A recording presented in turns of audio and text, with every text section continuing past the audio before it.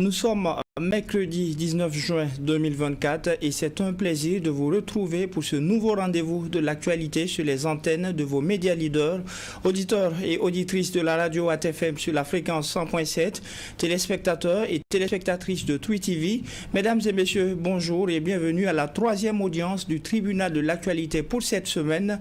Vous le savez, comme à chaque convocation, je suis en compagnie des juges au siège. Bonjour et bienvenue, juge Géoflava. Bonjour, président Kaboré, bonjour, juge Soré, bonjour, auditeurs et téléspectateurs. Bonjour, président, bonjour, juge Va, bonjour, madame, monsieur. Et pour cette troisième audience, le tribunal de l'actualité a retenu 3 sujets pour vous. En première partie d'audience, il sera question du lancement des épreuves du baccalauréat session 2024. Second sujet de cette audience, la déclaration du CNDH, la Commission nationale des droits humains, qui se dit préoccupée par les enlèvements et arrestations. Et enfin, nous parlerons de la Côte d'Ivoire avec la sortie du président Alassane Ouattara devant le Parlement. Et voici donc pour le menu de cette troisième audience que je déclare ouverte avec l'étape des avant-propos.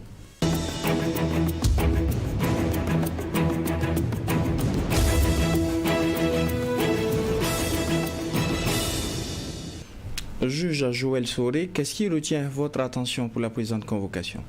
Alors, merci, président, pour la parole. Ce qui retient mon attention, c'est une cérémonie qui a eu lieu dans la région du centre-est, plus précisément à Garango, le week-end dernier, où les chefs coutumiers traditionnels de l'ethnie Bissa ont désormais eu un nouveau bonnet reflétant leur culture et leur identité, pour dire que ce bonnet il est différent de celui qui était porté, ou celui qui est porté actuellement par les autres coutumiers burkinabés. Voilà, mais bien avant cela, on a frôlé un peu un incident. Quand je parle de cela, parce que la cérémonie était prévue samedi et très tôt le matin, la cour royale a été envahie, ou en tout cas encerclée par les forces de l'ordre. Voilà, une façon qui peut-être encadrait la chose, puisqu'il y avait des rumeurs qui couraient qu'il y a trop dans l'ordre public. Mais par la sagesse de l'autorité coutumière sur place et certainement aussi des FDS postés, la cérémonie a pu bien se dérouler sans incident, malgré que l'aspect grandiose qui était prévu n'a pas pu se tenir, mais ce qui est sûr, les chefs ont pu porter leur nouveau bonnet qui reflète leur culture. Nous saluons peut-être cela et nous saluons le fait qu'il n'y a pas eu d'incident majeur. Voilà, et peut-être certainement ces chefs-là pourront contribuer à véhiculer les valeurs qui caractérisent non seulement le Bissa, mais aussi le Burkina Faso, le Burkinabé. Quand je parle de valeurs, cela me permet de revenir un peu sur la toile de ce qu'on voit ces derniers temps. Voilà, les invectives, les propos tendancieux ou même haineux avec des injures qui sont souvent proférées sur les réseaux sociaux. Cela ne donne pas une belle image à ce pays-là où on a quand même des valeurs qu'il faudrait respecter. Des valeurs parmi lesquelles on cite le respect de l'aîné. Et j'en passe. En tout cas, avec cette situation, on souhaiterait que les choses soient un peu modérées, tempérées, voilà, qu'on puisse se comprendre et parler un même langage, parce que le Burkina Faso, c'est notre pays, c'est notre patrimoine. Il faudrait œuvrer main dans la main pour sauver ce qu'on peut sauver à une période où l'insécurité est en train d'endeuiller quand même des familles. Il faudrait qu'on soit soudés davantage pour faire face à l'hydre terroriste et aussi parler du développement de ce pays, parce que nous en avons besoin. Alors, juge Géoflava, qu'est-ce qui retient votre attention pour la présente convocation? Oui, merci, président. Ce qui retient mon attention, c'est un communiqué du chef d'état-major général des armées, cité Salada d'hier, qui apporte un démenti relativement à des rumeurs qui circulent et qui font allusion à des mutineries dans certaines casernes.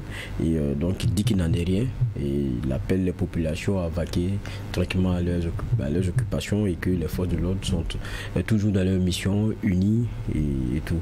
Donc c'est un message qui se veut assez clair pour dissiper les quelques, en tout cas, craintes que les uns et les autres ont au regard de ce qui se raconte sur les réseaux sociaux.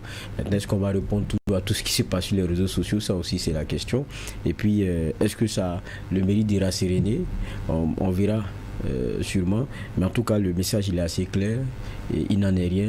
Les rumeurs sont infondées. Et donc, voilà le message qui a été donné.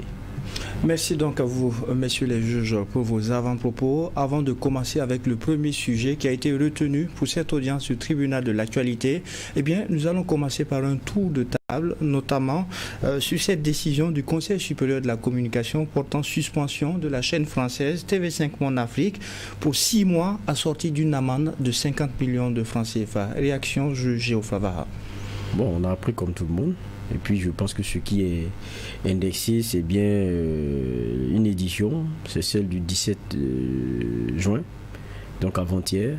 Dans cette édition, l'invité c'était Newton Ahmed Bari, l'ancien président de la CENI. Et ce qui est reproché, c'est que le CSC d'abord relève des insinuations malveillantes, des propos tendancieux, frisant la désinformation et des affirmations de nature à minimiser les efforts consentis par les autorités de la transition, les FDS et les populations dans l'élan de reconquête. Et il rappelle qu'en avril, le 27 avril, il y avait déjà une sanction qui avait été prise contre TV5 Monde et c'était relatif aussi à la reprise du contenu d'un rapport. On connaît, c'était le rapport de Human Rights Watch. Et bon, maintenant c'est le couperet qui vient de tomber encore après cette interview qui a été accordée à Newton Ahmed Bari. C'est pas la première fois qu'il passe sur ces plateaux au niveau international. Et puis l'on connaît aussi sa posture et son sens critique. Maintenant, que ce soit le média aussi qui soit sanctionné, bon, ça se comprend parce que c'est le média qui le reçoit. Maintenant, bon, est-ce que tous les sons discordants qu'il aura su les médias au niveau international là, feront l'objet de la même fermeture? La question reste posée. Maintenant, il faut regarder aussi le caractère productif de ces fermetures d'antennes ou de ces mises sous veille là, parce que je suis désolé, il faut qu'on se dise la vérité. Les inconditionnels de ces chaînes là trouvent toujours les moyens de continuer de les regarder. Et puis des fois même on est surpris de voir qu'une chaîne qui a été fermée fait l'objet encore de commentaires par l'autorité. On se demande, l'autorité m'a regardé ça où, puisque chez nous c'est fermé. Vous comprenez un peu de quoi je veux parler. Donc ça veut dire que même quand c'est fermé, il continue d'y avoir un intérêt. Donc il y a un gros problème. Maintenant, ça pose aussi pour moi, par ricochet, un élément fort. Si on veut avoir des chaînes qui puissent faire la balance, il faut une bonne offre au niveau national. On a des médias au niveau national qui n'ont enregistré de rien. Mais qu'il faut accompagner aussi, qu'il faut aider. On a des médias on a une situation sécuritaire qui n'est pas facile, on a un contexte économique qui n'est pas facile, mais qui continue d'être résilient, auquel il faut donner la possibilité de l'oxygène pour pouvoir continuer de s'affirmer. En matière d'information et autres, regardez nos médias, ils n'ont enregistré de rien aujourd'hui. Mais aujourd'hui, il y a une vérité. Moi, je prends cela comme opportunité pour en parler. La plupart des médias privés, regardez comment c'est difficile aujourd'hui d'avoir la voix de l'homme d'État ou du ministre. C'est difficile aujourd'hui. Ils sont tous à passer à la RTB. Bon, je suis d'accord que le ministre de la Communication, ce soit sa maison, mais il n'y a pas une guerre de médias privés, médias publics. Aujourd'hui, tout le monde est demandeur de cette voix officielle-là qui puisse contrebalancer sur les plateaux pour que ça pèse et qu'on puisse apporter la réponse à certains éléments qui sont donnés, comme par exemple, ce qui est incriminé ici, c'est une interview. Il faut que ces ministres-là, on les voit sur les plateaux de façon équitable, sans discrimination. Parce qu'on a comme l'impression, nous, médias privés, depuis un certain temps, qu'on ne peut même pas recevoir un ministre, on ne peut pas recevoir la voix de l'autorité. Comment est-ce que ça peut porter si c'est seulement sur le média national qu'on les a? Je pense qu'il y a un gros problème. Et ça finit par confiner les médias privés dans un genre de comment dire cela, de perception où c'est des anti-transitions, où c'est des gens qui ne sont pas avec... Non, il y a un problème. On est tous demandeurs d'avoir très souvent la voix de l'autorité sur nos plateaux et cela pourrait porter davantage. Mais on ne l'a pas. Et ça pourrait contrebalancer sur ce que le CSC est en train de regarder ici. Mais je dis encore, pour revenir au sujet, on va regarder comment est-ce que c'est productif ou ça ne l'est pas. Tout le monde trouve le moyen sur son téléphone de continuer de regarder ces chaînes. Ces chaînes trouvent le moyen de contourner chez eux, même à la maison, et de continuer de les regarder. Et j'ai dit encore, même les autorités continuent de commenter quelquefois des éléments sur des chaînes qui sont fermées. Donc, il faut se poser des questions. Je me permets de vous relancer sur ce que vous venez de dire. D'aucuns vous diront que c'est une stratégie du gouvernement en termes de communication. Laquelle? D'aller seulement sur les médias publics? Exactement. Mais je suis désolé, on n'est pas le ministre de la RTB. On est le ministre de la communication. Ça nous met nous tous sur le même pied d'égalité. Il y a une promotion à faire. Dans cette guerre-là, il y a plusieurs fronts. Il y a le front communicationnel.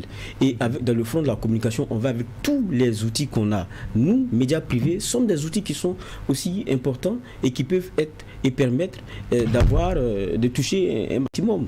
Et je pense que c'est ce que nous faisons comme plaidoyer. C'est ce que moi je mets sur la table ici. C'est pour dire que sur certaines questions, on a besoin de les entendre. On a besoin de les avoir aussi sur nos plateaux. Et pour moi, c'est très important. Et ça ajoute pour moi du poids à la communication qui est en train d'être mise en place pour que les gens entendent d'autres sons. Si c'est seulement ceux qui sont câblés sur la télé nationale qui vont... c'est comme ça que ça va se passer.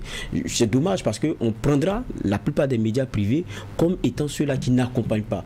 Alors qu'ils sont demandeurs d'avoir la voix de l'autorité souvent sur des plateaux et pouvoir les questionner. C'est ça qui est important. Et pour moi, ça, c'est pas un débat, ça ne devrait même pas souffrir en termes d'exigence. C'est même pas une exigence. C'est quelque chose qui tombe sous le sens. On a vu ici combien de fois, on ne sentait pas cette façon de faire. Donc aujourd'hui, pour moi, c'est une interpellation, c'est aussi une piqûre de rappel. J'aime bien monsieur le ministre et j'espère qu'il entend. Et lui-même, je pense qu'il nous entend. On l'a invité plusieurs fois ici. On espère qu'il viendra. Fois, il a promis. On espère qu'il viendra. Non, mais il n'a jamais fui le plateau. C'est quelqu'un qui aime bien aussi. Donc, il n'y a pas de souci. Mais j'ose espérer qu'il en tiendra compte. Parce que si on veut faire la contrebalance, on veut que la voix porte, ça ne peut porter qu'avec tous les médias. C'est pas qu'avec un seul média. C'est pas comme ça que ça va fonctionner. Alors, Joël Soré, réaction également par rapport à ce communiqué du CSC portant suspension de la chaîne française TV5 Monde Afrique pour 6 mois, assorti aussi d'une amende de 50 millions de francs CFA. Oui, ce n'est pas une première, comme le juge va le rappeler. Déjà en avril, on assista à une autre suspension. Voilà une nouvelle suspension qui tombe suite à l'interview accordée par Newton Ahmed Bari. Bon, on comprend un peu la position du CSC, voilà, certainement c'est le travail qu'il doit faire, voilà, donc ils le font juste, mais est-ce que cela pourra empêcher TV5 de faire toujours sa communication? Voilà, on ne peut pas l'empêcher de parler. Voilà, c'est un Burkinabé qui est allé là-bas dire ce qu'il pensait. Alors qu'est-ce qu'on fait de cet individu, de cette personne? C'est la question qu'on se pose. Sinon, suspendre le média, je ne pense pas que cela pourrait être une solution du moment où on peut aller suivre le média à tout moment. Voilà. Avant TV5 Monde, il y a un média qu'on a suspendu, mais les gens arrivent à suivre cela. Voilà. La suspension n'est pas forcément c'est peut-être stratégique, une façon d'exprimer son mécontentement quant aux propos qui ont été tenus par notre compatriote sur cette chaîne. Voilà. Mais est-ce que c'est le fait de continuer à suspendre qui pourrait être la solution? Est-ce qu'on va falloir passer à autre chose? Oui, moi je pense qu'il ne faut pas être là à répondre à toutes les provocations. Je pense qu'on a mieux à faire. Il y a la situation sécuritaire qui est là. Voilà. Il y a beaucoup de défis à relever. Bon, face à une désinformation qui joue peut-être sur le moral des troupes engagées sur le front, même sur le moral des populations, que faut-il faire alors? Non, vous faites un communiqué, vous dites non, c'est ce que l'état-major a fait. Quand on parlait récemment de mutinerie d'à gauche, à droite, bon, on attendait. L'état-major a fait sortir un communiqué pour dire c'est juste de la désinformation. Vous dites seulement, voilà, et faire la promotion des médias sur le plan local qui peuvent contribuer à cette communication de guerre-là en faveur peut-être de gouvernance. Donc vous êtes en phase aussi avec le juge Vaha que les médias au plan local sont effacés? Bon, effacés c'est trop dit, mais ils ne sont pas aussi considérés, puisque déjà même au plan national, on a eu à stigmatiser certains médias qu'on traite d'apatrides. Voilà, même sur le terrain, on le voit, des journalistes qui indexent d'autres, lui là c'est un journaliste apatride. De quel droit? Il a fait la même formation. C'est pas parce qu'il y a une divergence d'idées ou de points de vue qu'on va traiter l'autre d'apatride ou l'autre de patriote. Je pense que le Burkina c'est pour tout le monde. Nous payons tous les taxes. Voilà. Nous sommes tous burkinabés. Nous contribuons à la construction de ce pays. Là, je ne sais pas. C'est à travers et puis ils arrivent à jauger pour savoir tel est apatride, tel est patriote. Je pense que c'est un point de vue. Et le problème est parti de là, on ne veut pas la contradiction, on veut un mouvement où tout le monde part dans un même sens. Ça aussi, c'est un peu difficile. Il faudrait laisser le choix à certaines personnes de dire ce qu'ils pensent. Voilà, quitte à ce que vous apportez la preuve contraire de ce que l'autre a affirmé, et puis on avance, on s'attaque aux problèmes réels. Mais je pense qu'on est trop focus sur des détails qui n'en valent pas la peine. Il y a des pays qui sont là, ils ne répondent pas à ces situations. Je vous ai donné l'exemple d'un pays d'une grande puissance avant. Qu'est-ce qu'ils faisaient chaque matin? Il y a des gens qui étaient chargés de faire la revue de presse sur le plan mondial. Alors, qu'est-ce qu'on a dit sur la Chine? Qu'est-ce qu'on a dit? On essaie de catégoriser ça. Les points faibles, on juge, voir est-ce que ce que les médias ont dit là, c'est vrai? Qu'est-ce qu'on peut faire pour corriger là? C'est ça en fait. Là, ça vous permet d'avancer. Ce sont des critiques qui vous permettent de vous remettre en cause et d'avancer. Mais s'il faut être là pour attendre avec le fusil, un tel a dit ça, ça ne me plaît pas. Bon, on tire sur la personne entre griffes à travers des propos, de façon verbale, je veux dire. Et avec ce désordre entre griffes, excusez-moi, qu'on voit sur les réseaux sociaux, où on insulte les papas, les mamans des gens au hasard. Bon, il y a des affirmations, les pros disent ça, les anti disent ça. Bon, ça n'honore pas l'image du pays quand même. Je pense qu'on devrait focaliser tout le monde sur la question du développement, sur la lutte contre le terrorisme. Ce sont les choses sérieuses qu'on a à défendre. Mais bon, s'attarder sur certains détails, je trouve que ça ne vaut pas la peine. Dernière réaction sur le sujet, juge Ofava, sur le tour de table plutôt. Oui, maintenant, peut-être aussi que si le problème c'est que il y a des postures et des façons de présenter le Burkina qui dérangent sur certains plateaux à l'extérieur. Moi, je pense qu'il faut commencer aussi à penser à pouvoir apporter la contradiction sur ces plateaux. Regardez, sur la crise chinoise, lorsqu'on parle de la Chine, Liu Shei, je pense que c'est l'ambassadeur de Chine en France, il écume les plateaux, mais écoutez, allez voir les débats sur lesquels il est. Mais quelquefois, il casse les gens en face. Et quand vous l'écoutez, transparaît derrière la façon de voir la Chine et la façon dont la Chine voit le monde. Il vient sur des plateaux courageusement, avec courtoisie, et il défend son pays. Regardez encore les vidéos de Liu Shei, vous allez voir.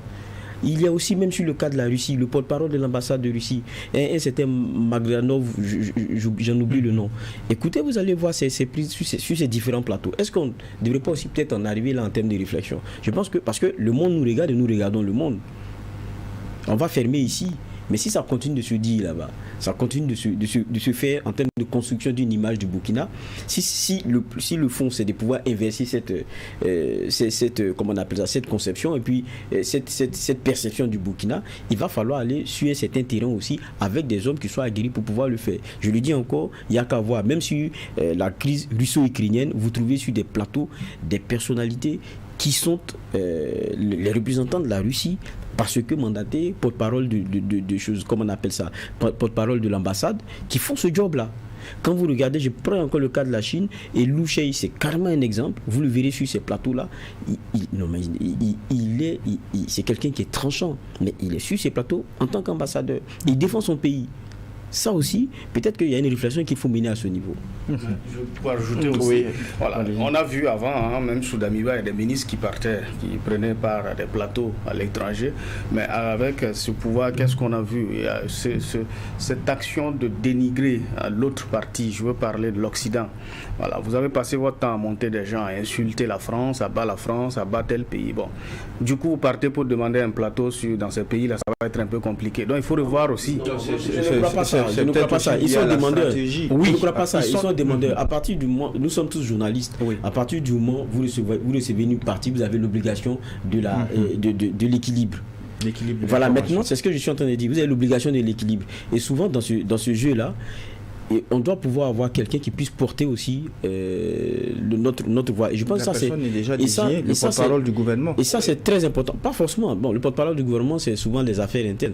Je rappelle le cas russe et le cas, par exemple, ukrainien, où vous avez comment, en France, c'est carrément tordu la façon de voir les choses quand il s'agit de la Russie ou bien de la Chine. Mais vous verrez ces fantassins-là qui sont sur des plateaux et qui défendent leur pays. Ça aussi, c'est une réalité. Hein. Et on pourrait dire que peut-être c'est une personne, c'est un Russe comme ça, ou bien c'est un Chinois. Non, c'est pas ça. Je vous parle de l'ambassadeur de Chine. en France. Donc je veux dire qu'il faut aussi un certain niveau sur ces plateaux-là, je pense qu'il y a peut-être quelque chose à faire. Oui, mais toujours est-il qu'il faut soigner aussi la diplomatie, la question de voir. Bon, un exemple, vous pensez qu'un ministre ici va aller s'asseoir sur un plateau en France, comment ces soutiens-là vont voir ça ici? La contradiction se doit d'être apportée. Oui, je suis tout à fait d'accord. Je suis tout à fait d'accord. Mais qu'est-ce que ces soutiens-là vont encore dire sur les réseaux sociaux? C'est la question aussi qui se pose souvent. Voilà, donc ils préfèrent rester ici et puis bon, passer le temps à sanctionner. Espérons pouvoir avoir l'un de ces jours le ministre en charge de la communication, porte-parole du gouvernement et ministre d'État sur ce plateau justement pour en parler.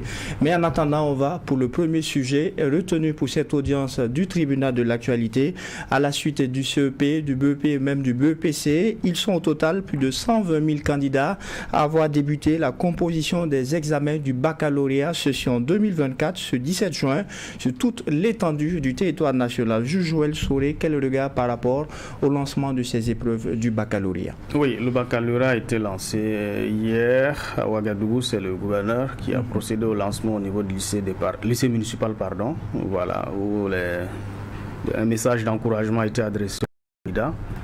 Je pense que une délégation ministérielle gouvernementale était à Toussiana pour un lancement là-bas. Voilà.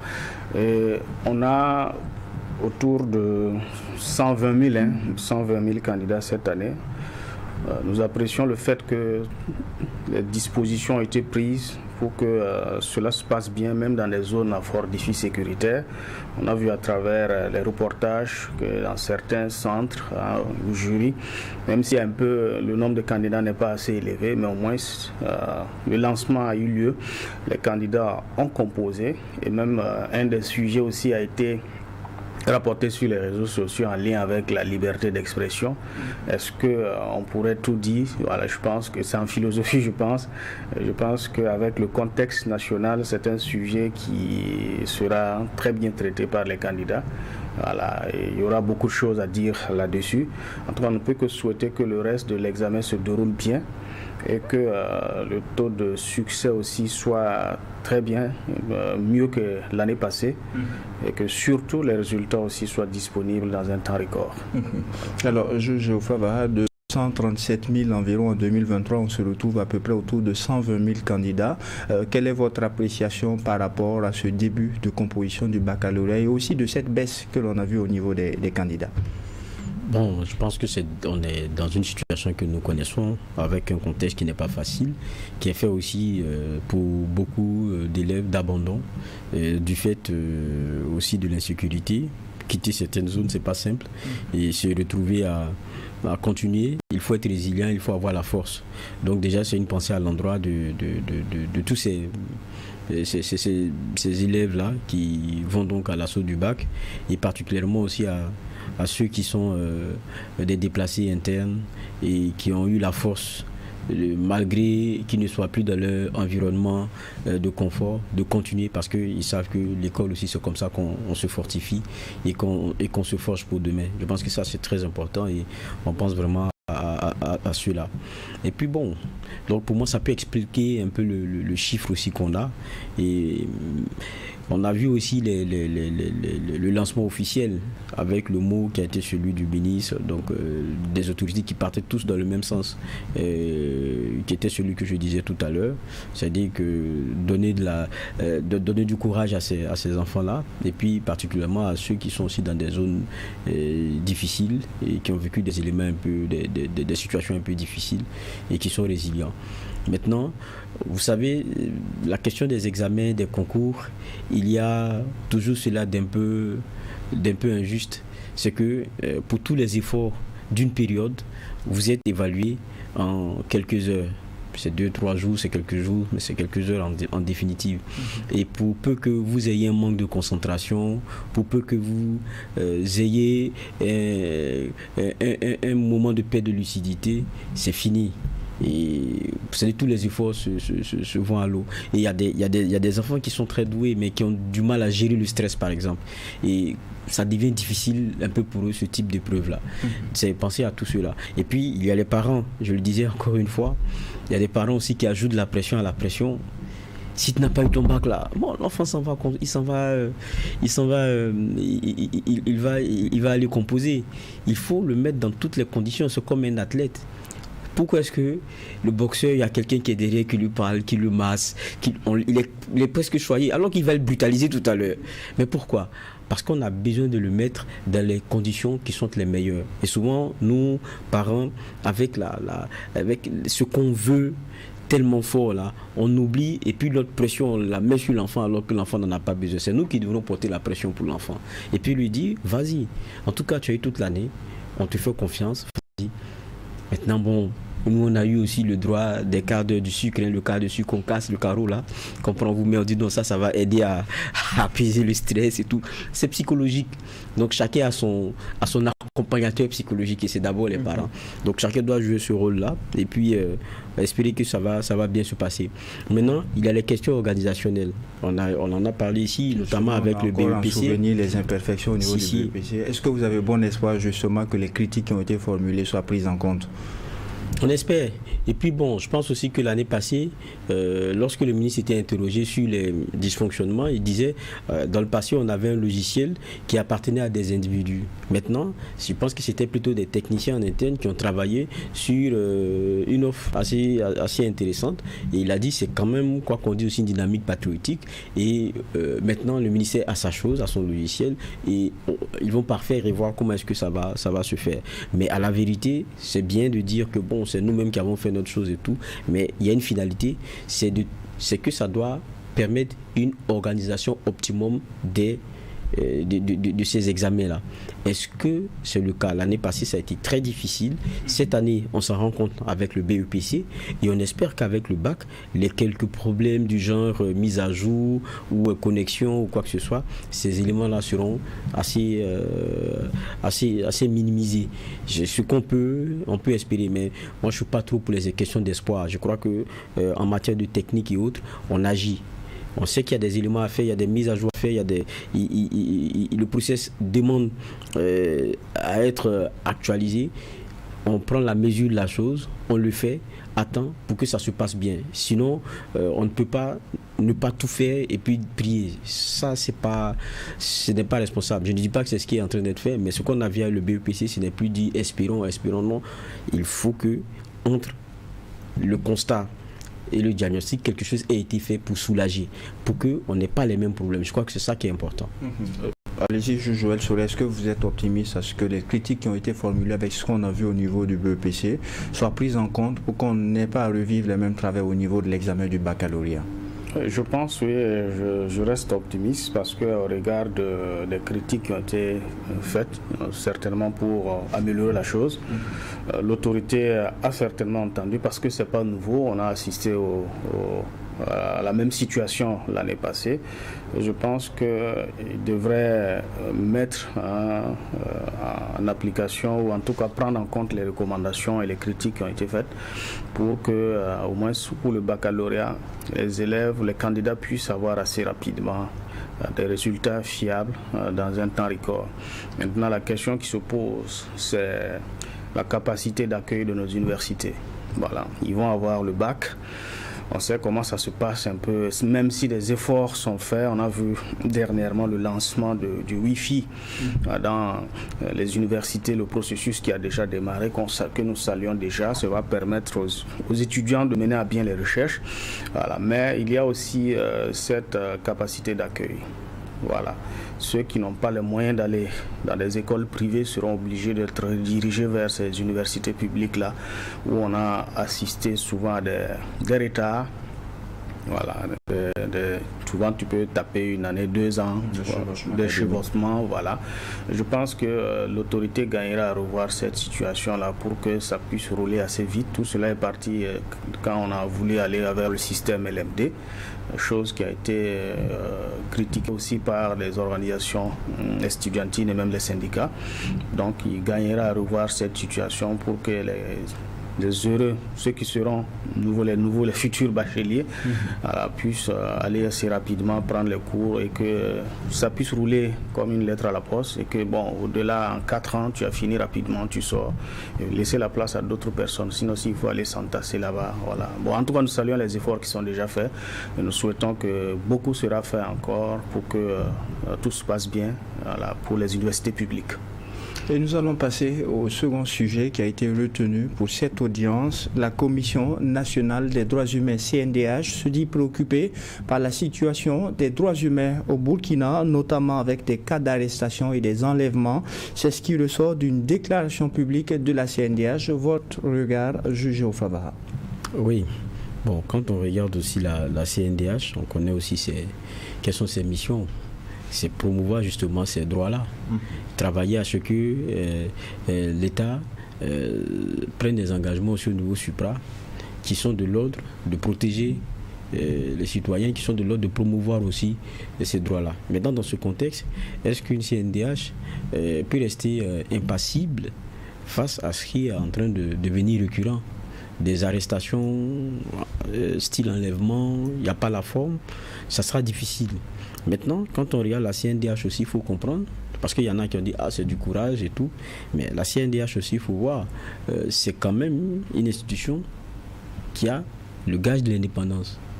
Et vous regardez sa composition, je pense que si ma mémoire est bonne, ce sont des élus de certains caucus. Vous trouvez des ONG, vous trouvez les syndicats, vous trouvez, je pense même les médecins, vous trouvez un certain nombre et qui sont, c'est vrai, élus par leur père, maintenant nommés en conseil des ministres et qui, lorsqu'ils arrivent, se représentent eux-mêmes, donc ont le droit d'ingratitude.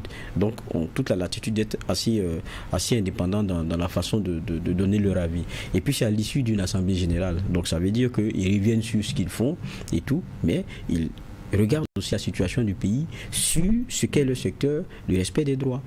Donc quand on regarde, ils ne peuvent pas être, pour moi, impassibles face à ce qui est en train de se passer aujourd'hui. Le minimum, c'est qu'ils tirent la sonnette d'alarme ou qu'ils interpellent. Étant entendu qu'eux-mêmes reçoivent des plaintes concernant l'irrespect, concernant la violation des droits. C'est ça, ils reçoivent des plaintes et ils demandent aux gens de venir poser leurs problèmes lorsque leurs droits sont violés.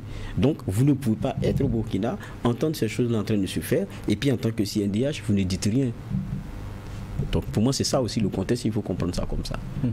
Alors, Joël Soré, quels sont vos angles de regard par rapport à cette déclaration publique de la Commission nationale des droits humains qui se dit préoccupée justement par les cas d'interpellation et d'arrestation, même enlèvement? Oui, la commission est dans son droit au regard des missions qui lui sont assignées. Voilà, d'interpeller l'autorité. Je pense qu'elle invite le chef de l'État, garant de l'indépendance de la justice, à juger de toutes les prérogatives pour faire respecter la charte de la transition et la constitution en matière de droits humains. Voilà, faut-il le rappeler encore, on a vu plusieurs cas d'arrestation et d'enlèvement dans ce pays-là qui certainement n'ont pas suivi la forme. Je pense qu'il y a des OPJ qui sont là, qui sont mieux indiqués pour suivre une certaine procédure comme les textes le disent. Il y a eu plusieurs cas où cela n'a pas été fait. C'est la question qu'on se pose. Il y a des familles meurtries qui attendent toujours des nouvelles de leurs parents enlevés et qui n'ont pas encore de signe de vie de ce dernier-là. C'est les inquiétudes qui sont partagées entre nos Burkinabés. Il y a des gens qui sont arrêtés, même s'il y a d'autres qu'on relâche après. On l'a vu à quelques jours de cela. Voilà, le papa qui a été arrêté mais relâché, Mouchbila, voilà. Voilà. Bon, ça c'est un cas un peu plus chanceux parce que bon, certainement ils ont vu qu'il n'était pas mêlé ou pas. Bon, on va pas trop rentrer dans les détails, mais c'est d'inviter surtout l'autorité à y mettre la forme. Voilà, quand vous avez un problème avec un individu, il y a la procédure à suivre, voilà, pour soit vous convoquer la personne. Voilà, en tout cas, ils savent comment faire pour interpeller l'individu et s'il faut faire un procès, qu'on le fasse dans la bonne forme. Et si la personne est coupable, elle va répondre de ses actes et puis subir la sentence. Voilà. Mais s'il il faut se cagouler, aller ou bien sillonner devant les cours des gens, les enlever, bon, cela quand même pose une certaine inquiétude parce qu'on ne sait pas demain ça sera le tour de qui. Nous-mêmes qui sommes souvent sur les plateaux en train de parler, souvent il y a la peur au ventre. Il y a des choses que tu veux dire mais tu n'oses pas parce que tu ne sais pas si en descendant au parking on ne va pas te prendre. Donc il faut rassurer les gens, voilà, et puis permettre à ceux qu'on y mette la forme, en permettant aux OPJ qui sont formés pour ça de faire leur travail, que la justice fonctionne normalement. Juge Geoffroy, nous sommes dans un contexte où tout se passe aussi sur les réseaux sociaux et là-dessus la CNDH se dit également être préoccupée parce qu'elle appelle la montée croissante du discours haineux lors des manifestations publiques et sur les réseaux sociaux. Quelles sont vos clés de lecture? C'est ce que je dis, hein. La CNDH n'est pas du Burkina, donc ses membres voient tout ce qui est en train de se passer. Le discours haineux, il est bien présent. Il a atteint aussi un certain niveau lorsqu'il y avait la CGTB qui entrevoyait sa sortie. Des gens qui ont fait des vidéos avec des machettes en train de les aiguiser, on les a vus ici. Il y en a qui ont cité par moment des noms. Et donc, qu'est-ce que vous voulez? On est dans une situation qui est très difficile. Et quand vous regardez, et je pense que la CNDH fait bien de le dire, c'est que après il y a des interpellations qui sont faites à l'endroit du président, à l'endroit du gouvernement, parce que c'est eux qui sont les garants du respect des textes que nous avons. Est-ce qu'on peut, à visage découvert comme ça, se permettre de menacer comme on veut et puis laisser faire? Donc il y a un problème. Qui ne dit rien consent. C'est ça la maxime. Donc il y a un problème. Quelquefois on a laissé faire certains, tant et si bien que on ne s'est peut-être pas rendu compte que l'impact est si mauvais même pour la transition. Parce qu'il y en a qui se disent être soutien de la transition, mais je me pose la question de savoir s'ils en sont vraiment les soutiens. Parce que quand vous aiguisez une machette pour dire que celui qui va faire ceci là, voilà son sort, vous soutenez qui? Vous jetez plutôt l'opprobre sur cette transition. Ne soyez pas étonnés que demain ce soit des gens ailleurs qui disent que voilà comment ces soutiens se comportent. C'est ce visage-là qu'on veut montrer, c'est ce qu'on veut donner.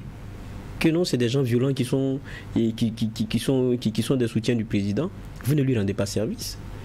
Mais ça aussi, il faut qu'il y ait de la hauteur pour dire ceux-là, c'est pas mon nom qu'ils parlent. Dans ce cas de figure, ils doivent répondre devant la loi.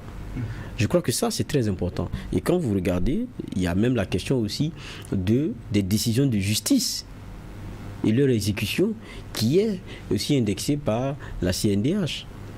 Donc, ça veut dire que quelquefois, les analyses qu'on fait sur les plateaux, ce n'est pas nous seuls qui avons cette perception et cette gêne face à certains éléments et certains comportements. Donc, quelquefois, vous avez l'impression que, vous savez, à un moment donné, quand vous avez un groupe, vous ne savez pas si c'est un groupuscule ou c'est un grand groupe, mais qui crie tellement fort, vous avez l'impression que c'est la voix c'est la voix majoritaire. Et tant et si bien que vous-même, quelquefois, vous posez la question de savoir que est-ce que votre perception est bonne? Parce qu'à un moment donné, dire que les discours haineux, comme on les voyait sur les réseaux sociaux, ou bien comme on les entendait, dire que c'est qu'ils n'ont pas le droit de le faire, c'était comme on était en anti-transition. Donc vous posez la question de savoir, mais à un moment donné, mais c'est quoi le problème? Mais aujourd'hui, quand on écoute, vous vous rendez compte que quand même, on a des règles qui nous régissent. On ne peut pas permettre de laisser faire comme ça. Et je pense que c'est cette interpellation et c'est ce rappel-là qui est fait par la CNDH. Maintenant, j'espère qu'elle va aller plus loin. Elle va lancer une vaste campagne pour appeler ceux qui pensent avoir leurs droits floués là et qui ont reçu toutes ces persécutions-là à venir porter le problème à son niveau pour qu'elle les enclenche ce qu'il faut par rapport à ça. Et justement, parlant des réseaux sociaux, nous avons commencé cette audience par un tour de table sur une mesure portant suspension d'une chaîne de télévision. Il est plus facile au niveau des médias, mais quand on regarde au niveau des réseaux sociaux, il y a, semble-t-il, un laisser-aller qui ne dit pas son nom, juge Vara. Bon, laisser-aller, nous on a été contents d'entendre le ministre de la communication. Je pense que c'était lors de l'un de ses passages devant l'Assemblée nationale. Et je pense que ça a été renchéri aussi par la ministre de l'économie numérique sur le contrôle qu'il va avoir vraiment sur ces comptes-là qui ont un certain nombre de followers. Parce qu'aujourd'hui, il faut se dire la vérité. Il y a un bon amalgame qui est fait entre journalistes et influenceurs ou activistes sur les réseaux sociaux. Les gens font beaucoup d'amalgames. Tant et si bien qu'on prend l'un pour l'autre ou l'autre pour l'un. C'est vrai, il y a des journalistes activistes. Faut qu'on se, dans le métier, il faut qu'on se dise. Ah oui, il y a des journalistes activistes. Vous savez, moi, je pense que quand on veut descendre dans la critique et l'analyse, il faut au moins être sincère et correct. On a des journalistes activistes. Si on n'est pas capable de le dire, c'est que nous-mêmes, on n'est pas honnête avec nous-mêmes. Il y en a pour quelqu'un, quand vous le regardez, vous ne voyez pas la frange entre, parce que le journaliste, c'est celui qui a équidistance et qui a le gage de l'indépendance. L'activiste, c'est différent. C'est celui qui est engagé plutôt même pour une cause ou pour quel que soit ce qu'elle est, bonne ou que soit ce qu'on dira. C'est ça l'activisme. Maintenant, quand vous retrouvez les deux, vous êtes dans un mélange de gens que vous ne comprenez pas. Mais ça aussi, on l'a dans notre métier. Si on ne peut pas le dire, ce n'est pas la peine. C'est qu'on n'est pas honnête avec nous. Ça, il y a ce fait-là. Mais il faut que les gens comprennent que des activistes qu'ils voient aussi quelquefois sur ce n'est pas des journalistes. Maintenant, en même temps, est-ce que on peut se permettre de dire que sur les réseaux sociaux, X, tant qu'ils m'encensent, il n'y a pas de problème. Mais on ne va pas citer de nom ici. Il y a des gens qui encensent le régime, la transition du matin au soir, mais écoutez-les. Ils appellent à la vindicte populaire. Ils donnent des noms. Ils donnent surtout les syndicats et autres. Ils les identifient. Ils disent si ceux-là sortent, faites ceci. On les entend. On a leurs écrits à l'appel. Mais qu'est-ce qu'on a fait? Et qu'est-ce qu'on fait? Si, tant que vous parlez pour moi, donc vous pouvez vous permettre tout ce que vous voulez, il n'y a pas de problème. Maintenant, si vous êtes dans la critique, là, attention. Non, ça ne doit pas être comme ça. Ça doit pas être à géométrie variable. Je crois que si on veut être crédible et on veut que cela ait des effets, il faudrait qu'on soit juste si on veut taper. Sinon, au fond, ceux qui ont plein de followers qu'on voit sur les réseaux sociaux, il y a beaucoup dont les comptes devraient être fermés et qui ne devraient pas pouvoir continuer. Mais comme il y a beaucoup qui encensent, on laisse faire. Alors, juge Joël Solé, quel est votre regard par rapport à aussi cette inquiétude de la CNDH qui se dit être préoccupée par la montée croissante du discours haineux sur les réseaux sociaux? Le juge Geoffroy Vaha parlait du cas des journalistes activistes. Il y a aussi ces activistes-là où, lorsque l'on regarde, ils ont plus l'information officielle même que certains, vers qui l'information est souvent fermée. Oui, bien sûr, ce n'est pas la CNDH seule qui remarque cela. Hein. Vous permettrez deux secondes au juge qui veut juste dire quelque chose. Vous dites quelque chose, je ne suis pas forcément d'accord. C'est-à-dire, souvent, on nous fait ce procès. Que vous, journalistes, allez à l'information. Que tel, là, il a dit ça, vous n'avez pas été capable de donner l'info. Mais vous savez comment nous sommes régis dans le process pour aller donner l'information. Il y a plein de choses que nous savons que nous ne mettons pas sur la table. Mais qu'est-ce que ceux qui le suivent sur les pages là font? Vous les suivez, ils ont sur 10 annonces, ils ont 8 mensonges et 2 vérités. Quelquefois des vérités que nous avons mais que nous ne pouvons pas donner. La vérification des faits qui pose problème. Et pour ça, on vous dit non, vous n'êtes pas informé. Ça n'a rien à voir. Nous, on est astreints et on est même fiers de cela. C'est que quand on donne une info, elle doit être bonne, vérifiable, vérifiée. Et on est fiers de cela. Nous, on n'est plus dans la course à donner l'information. On vient vous dire que c'est vrai. C'est-à-dire que quand on dit, vous dites « Ah, il l'a dit, ils l'ont dit, c'est vrai ». C'est à ça qu'on est. Maintenant, si on veut tous rentrer dans cette course à donner la première info, on deviendra comme ces activistes-là. Et puis après, c'est le CSC qui va nous appeler chaque matin ici. Dieu merci, on n'est pas à ça. Et on est fiers d'être régis comme ça et d'être sérieux comme ça. C'est ce qui nous différencie. Et donc, il n'y a pas d'amalgame entre l'activiste et le métier que nous faisons. C'est très différent. Joël Solé, poursuivez. Oui, je disais que ce n'est pas la CNDH seule qui fait ce constat. Tout Burkinabé qui est fier d'appartenir à ce pays dit pays des hommes intègres est quand même préoccupé par l'élan que prend l'envergure de ce discours haineux qu'on voit chaque jour sur les réseaux sociaux. Et cela est vraiment très inquiétant parce que ça ne donne pas une belle image du pays. Et ce qui fait souvent peur, c'est le silence de l'autorité. Ces réseaux sociaux sont pourtant bien encadrés. C'est bien encadré, mais... À partir de 5000 followers. Oui, à partir de 5000 followers, mais quand tu encenses la transition, il n'y a pas de souci. Maintenant, il faut dire une critique ou une parole qui n'arrange pas la transition. C'est là que tu vas voir les textes qui vont se mettre en branle. C'est là aussi le problème. Il y a cette affaire de 2 poids 2 mesures. Je pense qu'on devrait être à mesure de sanctionner s'il faut sanctionner et peut-être voir ce qu'on appelle soutien. C'est surtout souvent et aussi qui s'exprime pour répondre à d'autres appelés apatrides. Parce qu'il y a d'un côté d'autres qui publient qui ne sont pas pour les actions de la transition. De l'autre côté, il y a d'autres qu'on appelle pro qui publient aussi pour répondre à ceux qualifiés d'anti. Et quand on est dans cette scène, c'est des injures. On appartient tous au même pays. Oui, mais on ne sent pas ça. Et là, il y a une difficulté parce qu'actuellement, moi je dis, le pouvoir, c'est vrai, le pouvoir est là, mais il y a des choses qui vont passer. Et après ça, entre nous Burkinabés, comment on va se regarder? C'est la question qu'on se pose. Bon, quand on prend des jeunes qui mettent leurs unités, des mégas, qui passent leur temps à insulter la mère, le père d'un individu qui peut le mettre au monde, c'est quelle éducation? Ou même quand on voit des activistes qui demandent à ce que telle télé n'invite pas ou n'invite plus une telle personne sur son plateau, bon, il y a problème. Je pense qu'il y a le CSC qui est là. S'il y a une télé qui déconne, le CSC peut ou le ministère peut saisir les autorités de cette chaîne-là pour chercher à comprendre certaines choses. Mais on a l'impression que toutes les décisions sérieuses concernant le pays se prennent sur les réseaux sociaux. Là, il y a un problème.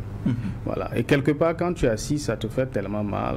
Voilà, que souvent, on apprécie est-ce qu'au moment où le président Roch avait suspendu Internet, voilà, j'imagine un peu si cela se faisait dans ces périodes-là, j'ai l'impression que plusieurs personnes allaient tomber malades. Voilà, parce que il y en a qui se sentent vraiment dans ça, c'est-à-dire passer toute la journée à insulter. On peut faire un débat d'idées sans tomber aussi bas. Voilà, l'autre a dit ça, je ne suis pas d'accord. Je le démonte par A plus B pour dire voilà ce que tu as dit, ce n'est pas normal. Voilà, mais généralement quand on s'emporte vite, on insulte le papa, le maman des gens. Souvent ça montre qu'il y a une faiblesse. C'est une faiblesse qu'on démontre en fait. Voilà, sans le dire. Voilà, sinon les preuves sont là. Tu as dit ça, je ne suis pas d'accord. Je te démontre par A plus B que ce que tu as dit c'est faux. Et là, tu permets à la personne de la fermer pour de bon. Voilà. Mais quand vous rentrez dans des injures, voilà. Et puis bon, les journalistes ne font que regarder. Les activistes, c'est eux qui ont... Souvent, il y a des informations, même avant même que la page officielle où le gouvernement publie, certains ont déjà mis ça sur leur page. Donc, bon, qu'est-ce que vous voulez qu'on fasse? On ne fait que suivre. C'est comme le juge disait, c'est donner l'information vraie. Mais il y a des Burkinabés conscients, quand il y a une rumeur, ils partent sur des pages de ces médias-là. Ah, je suis allé sur la page de True TV, je n'ai pas vu cette information, donc je fais attention. Ça, c'est un exemple. Donc, c'est ce comportement qu'on devrait avoir et éviter les discours haineux. C'est vrai que la question de la réconciliation est mise de côté pour le moment, mais il faut tenir vraiment à ça, parce que si nous voulons aller ensemble dans cette lutte-là... De côté, il y a un ministère qui est dédié à cette tâche. Oui, c'est ce qu'on dit, mais est-ce que les actions qui sont posées, c'est de nature à réconcilier les Burkinabés? C'est ça aussi qu'on se demande. On ne pense pas qu'il y a cette volonté-là vraiment d'aller vers la cohésion. On le chante chaque matin. Voilà, il faut travailler à la cohésion sociale, il faut travailler à réconcilier les gens, mais véritablement dans les actions, on ne le sent pas. Il y a des actions qui sont posées quand vous insultez d'autres d'apatrides parce qu'il a donné une critique objective, il y a problème. Il y a problème. Il faudra revoir cela, être honnête avec soi-même. Quand on veut aller pour la cohésion sociale, qu'on soit prêt à aller pour la cohésion et non pas cacher des intérêts ou des volontés inavouées et puis poser des actes qui sont contraires à ce qu'on dit. Voilà. Dernier tour de table pour cette audience du tribunal de l'actualité et on se rend en terre ivoirienne où le président Alassane Ouattara était devant le Parlement à l'occasion de la 4e session du Parlement réuni en congrès, un rendez-vous où pour beaucoup le rendez-vous a été manqué car le président Ouattara n'a pas fait d'annonce officielle sur une probable candidature ou pas aux élections présidentielles de 2025 en terre ivoirienne. Votre réaction, juge Geoffroy Vaha?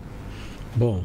En définitive, ça fait que pour beaucoup, le discours de Alassane, qui devrait être sur l'état de ce pays-là, la Côte d'Ivoire et son avancée, n'a rien de pimenté. Bon, c'est parce que le seul piment, c'est pour la plupart des gens, c'était d'entendre le président Alassane Ouattara dire qu'il va rébelloter. Mais maintenant, est-ce que c'est un secret? C'est-à-dire que c'était un peu comme à la Macky Sall. On attend juste qu'il l'avoue. C'est un peu ce dans quoi nous sommes aujourd'hui. Maintenant, est-ce qu'il fera encore comme il l'a fait avec Gon Coulibaly, sortir quelque chose de son chapeau. En tout cas, on comprend aussi que la situation soit très difficile. Quand on regarde la plupart des pays où il y a eu des coups d'État, ou bien où il y a eu des changements, vous comprenez que c'était la volonté de se maintenir pour quelqu'un qui en avait déjà fait plusieurs de mandats qui posait problème. Et la Côte d'Ivoire reste, quoi qu'on dise dans la question géopolitique, un intérêt fort européen et français, beaucoup plus précisément. Est-ce qu'ils vont accepter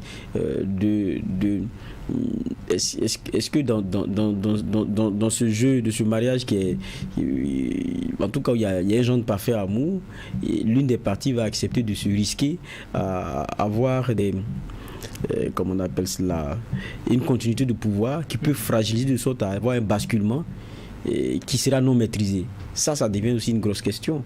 Donc, du coup, on sent toute la prudence qu'il y a. Et puis, même en interne, on sait que le RHDP, c'est un grand rassemblement. Et c'est sûr que quand Alassane dira son mot, ça sera la nuit des seconds couteaux. Est-ce qu'il faut commencer à sortir le couteau en pleine journée? Je pense qu'il s'est dit qu'il a encore un peu de temps. Et c'est pour ça qu'il est en train de faire l'anguille. Pour moi, c'est une question sur laquelle chacun a quand même un peu quelques brides. On sait un peu ce que veut Alassane quand même. Alors, juge Joël Soré, vos clés de lecture par rapport à cette sortie du président ivoirien, à un moment aussi où il y a des tensions au niveau de la sous-région et Alassane Ouattara qui affirme que la Côte d'Ivoire est l'ami de tous et l'ennemi de personne. Oui, bien sûr. Il a un droit de dire cela, puis du moment où il est dans la dynamique de réconcilier ou avoir au moins ces pays en question autour de lui quand on parle un peu de la CEDEAO. Alors, voilà. Maintenant, durant son discours, la fameuse phrase, on l'attendait, on l'a pas vu, et le président dire cela en termes de sa candidature, s'il va se présenter ou pas. Mais toujours été qu'avant ça, il a présenté un bilan qu'il juge un peu reluisant dans plusieurs domaines où des actions ont été posées. Il promet qu'il va encore aller de l'avant pour que la Côte d'Ivoire se porte mieux encore sur différents plans. C'est une manière aussi de prouver qu'il travaille avec son gouvernement. Le mandat n'a pas été dormi sous les lauriers. Il y a du travail qui est fait pour avoir encore de la population avec son parti. Maintenant, attendons de voir est-ce qu'il y a un dauphin qu'on prépare, est-ce que c'est lui-même qui va se représenter. Bon, c'est le suspense, on attend. Alors, dernière réaction, juge Geoffroy Vara, contexte tendu au niveau de la sous-région, Alassane Ouattara qui affirme que la Côte d'Ivoire est l'ami de tous et l'ennemi de personne. Bon, ça c'est peut-être sa posture. Et puis c'est aussi un sentiment qu'il veut faire partager et puis une perception d'une diplomatie ivoirienne qu'il a envie de faire voir. Maintenant, après il y a la réelle politique, il y a les réalités en dessous. Et ça, voilà, c'est des éléments. Peut-être beaucoup aussi ont lu peut-être un de réponse à un discours qu'on a aussi un peu ici, qui est celui de voir un peu la Côte d'Ivoire comme étant celui-là qui abrite ceux qui ont des volontés déstabilisatrices et autres. Donc, c'est un genre de réponse, mais bon, chacun comprendra dans le message qu'il pourra. Et c'est ici que nous mettons un point final à cette troisième audience du tribunal de l'actualité pour cette semaine. Merci à vous, juge Joël Soré, pour vos angles de regard et d'analyse. Merci à vous, juge Geoffroy Vara, pour vos clés de lecture. Merci. Grandement merci à vous, auditeurs et téléspectateurs. Et surtout, n'oubliez pas, car ici au tribunal de l'actualité, la rigueur d'une justice équitable s'applique sur tous les sujets enrôlés. Au revoir et rendez-vous demain pour une autre convocation.